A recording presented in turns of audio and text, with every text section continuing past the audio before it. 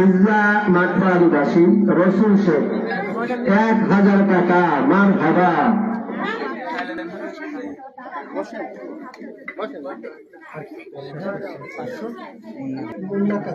মির্জা মাঠবাড়িবাসী মুন্না কাজী, তিনি দিয়েছেন 500 টাকা।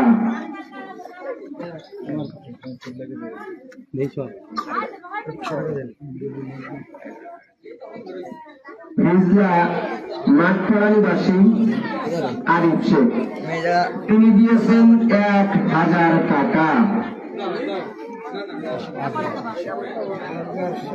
মির্জা মাঠবাড়িবাসী আজগার শেখ, তিনি দিয়েছেন 500 টাকা।